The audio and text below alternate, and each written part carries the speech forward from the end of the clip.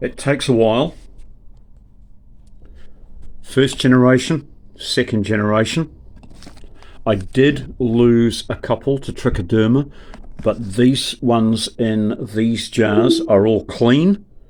It was the second generation I had problem with, but here's one of three that survived. It's colonizing well, but these others are now completely ready to be put into substrate and get ready for fruiting. What on earth is he talking about, and what is going on in those jars? Hello and welcome back to Tiny House and Off-Grid Resources, the channel where we rebuild, recycle, repair instead of replace. Over the last few weeks, I've been incredibly busy getting myself set up as a mushroom farmer. I haven't got absolutely everything I need yet. One of the most important pieces of equipment for somebody who's undertaking the complete spectrum of mushroom farming is a laminar flow hood.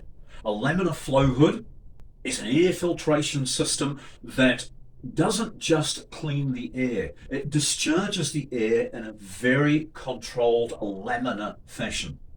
That means there's no turbulence. If you have turbulence, air tumbling out of this device can pull air in from the sides and the top, and it can contaminate it. So the main feature of a laminar flow hood is to clean the air.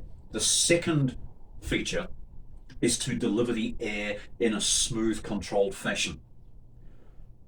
I don't have a laminar flow hood yet. I'm part way through making my own rather than buying one. That shouldn't be a surprise to you if you're a regular watcher of the channel. But because I haven't got my laminar flow hood yet, and because I've got cultures on agar plates that need to be used, you see how this has 100% covered the agar that's remaining. That's because I've already used half of it in my previous batch, but because it's fully covering, there's nothing left for the culture to eat. So therefore it has to be used up. What I'm going to be doing is transferring a small piece of this to a new sterile agar plate, and that will grow out on that plate and give me an ongoing supply of the culture to use in next week's or in 2 weeks' time. This one here, I'm going to be doing the same. So here, they look identical, but one is for grey oyster, one is for pink oyster. Grey oysters are slightly stronger, faster moving culture. Pink oyster is a little more slow moving and hard to spot as it starts to grow. I've had a big problem with contamination so far, just working at my desk here in the ambient air. So I've had around a 50% failure rate. I'll show you one. I don't know if you can see from here, but that's got a distinct green tinge to it, which is trichoderma. Trichoderma is a beneficial soil bacteria, but it competes very, very strongly with the mushroom mycelium and stops it spreading through the substrate. So that is due for the rubbish bin. Keep the lid on tight and keep it away from these. These are freshly sterilized grain spawns that I made yesterday. They've now cooled to room temperature. There's a little bit of protein in here as well, which will give things a faster start. What I'm going to be doing today is showing you how you can do spore transfers without a laminar flow hood. I'm going to be using this. This is a dry cleaning bag, one of those large, lightweight plastic bags that comes on your suit or your dress when it arrives back from the dry cleaners. What I'm going to be doing is putting everything that I'm going to be working with inside this bag, spraying down my arms with alcohol, and sterilizing my scalpel in some raw 100% alcohol here. Everything in the bag. Then I can open the lids, knowing that nothing from the atmosphere is going to be dropping in and contaminating my agar or my grain. The first job is to give everything a squirt down on the outside of the bottles and the lids. Although it's just come out of the pressure cooker and it should be sterile, Trichoderma is something that is all around us. You're breathing it in every day. You breathe it in while you sleep. It's on your clothes, it's in your hair, it's in your mouth. But we don't want it in our mushrooms because it's a vigorous grower and it will compete with what we're trying to do. So, everything gets to spray down on the outside.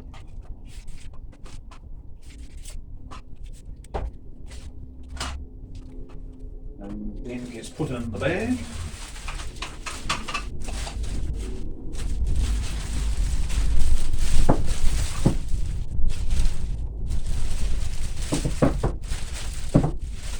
Try and line things up in a logical order of your work sequence. That way you won't lose track of where you're at.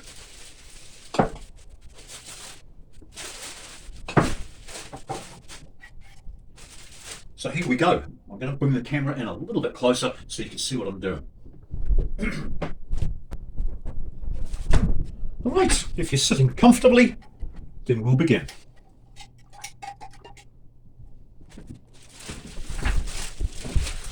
I can see what I'm doing through here.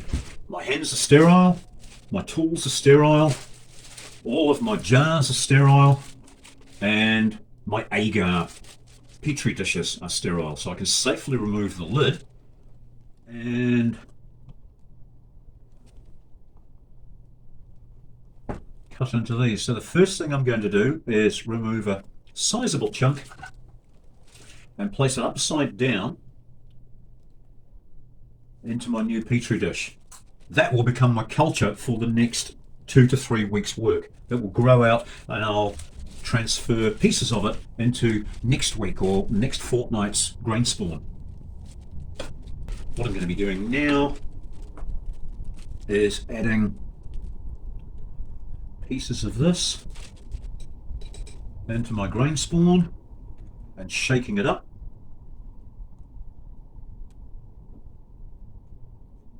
And this will transfer my culture to a very rich growing medium.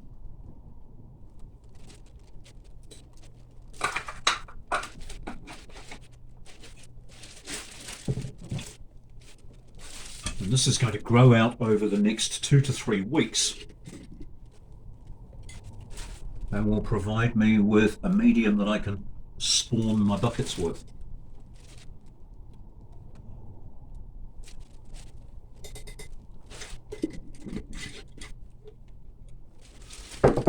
Two small pieces in each jar is enough.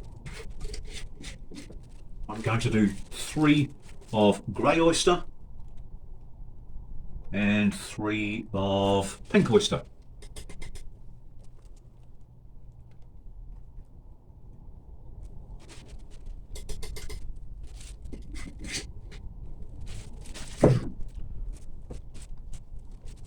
So there's my 3 greys. Now we'll change to the pink.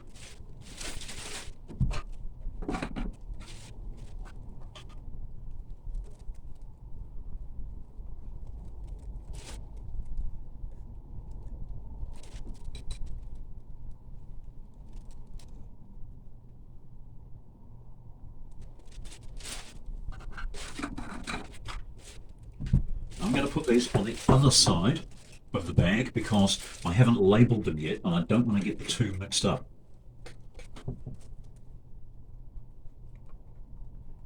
Just looking at the mycelium that grows out, it's very hard to pick one from the other.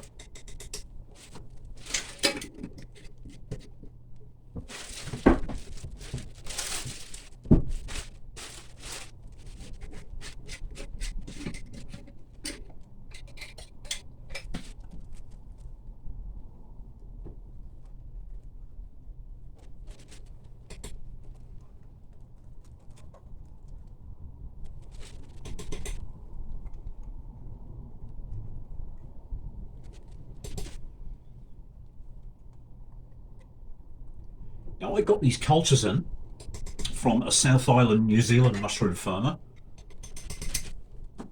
who's been very helpful to me and doesn't seem to mind if I contact him every couple of days with questions.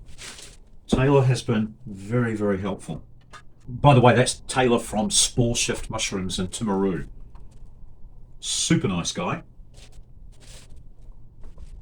So there you go. That is a day's work in the life of a small-scale mushroom farmer. Of course, if you're growing a lot more, you have to do a lot more of this. But once a week, you'll need to transfer your culture from your agar plates into your grain spawn, and then it grows out.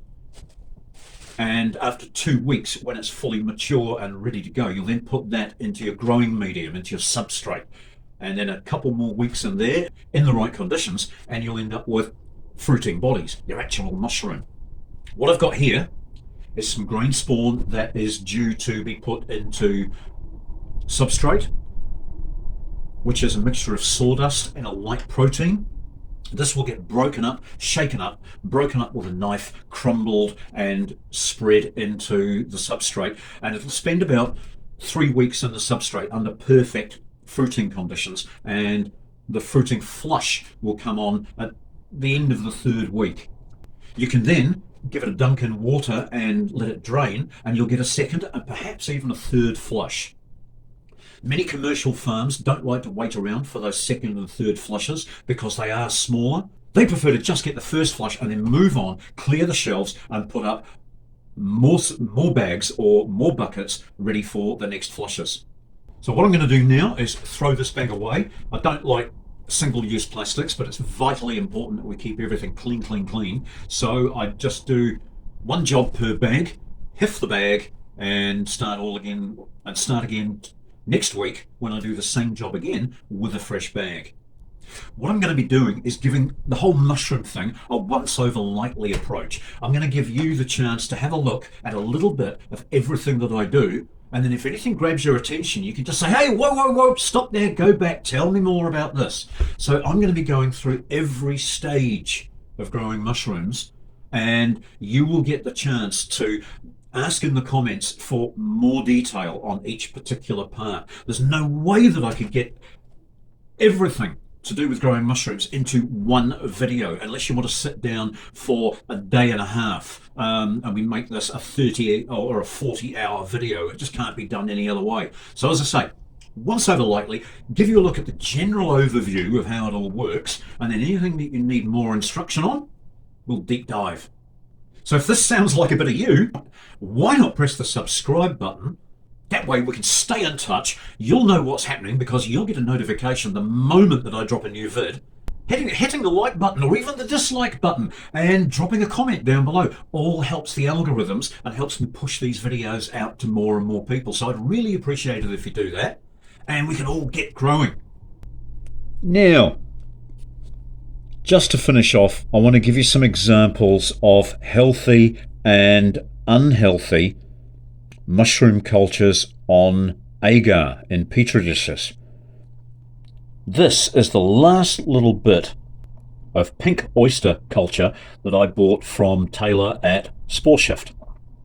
What I've been doing with it is cutting it up and using it to spawn my grain jars. And each time I've spawned grain jars, I've taken one little piece of it and put it aside into a new dish to start growing, so that I have a never-ending supply of pink oyster mushroom spawn.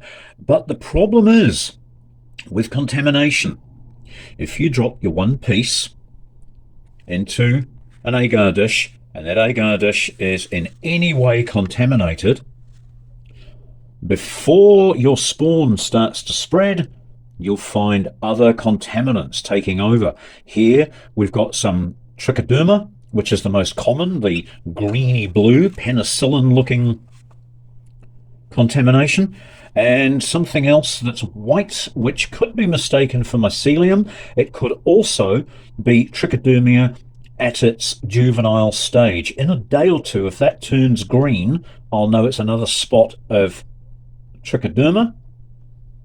If it stays white, it's the one beginning with M that I'll put the name up on the screen later. And here's one that I transferred a couple of weeks ago, and I've got the same issue happening. Before the culture of the mushroom starts to spread to the new agar, I've already got trichoderma popping its head up here. So these two will get hiffed in the bin. Luckily, I've had no cross-contamination back to this one, so I'll be making up some new agar plates, and I'll be putting this piece into a new piece of agar to continue my strain. Over here with the grey oyster, you can see that I've transferred to a new dish and it's grown out beautifully. So that's my second generation. The last little remaining bit I've got going into another second generation, and the one in the middle, which I can't show without opening, is the original, now almost empty original import. So there's three ways of making agar. You can make agar from potato, which is called a dextrose agar. That's the one that I use because potato is dirt cheap. Only 3 ingredients. You just need something to make it gelatinous, which is the agar itself, 1 teaspoon of agar into some potato water with a little bit of any type of sugar. It can be normal sugar, it can be honey, it can be corn syrup, but anything to give a little bit of protein so that the culture can grow out on the plate. So like I said a moment ago, don't be shy to like, comment and subscribe. The algorithm loves that kind of thing, and it just helps me get this new and exciting project out to more people. So stay shroomy, and I'll see you in a few days with another video. Actually, no I won't. You'll see me in a few days with a new video. I don't see you at all, but I'll sort of pretend I do.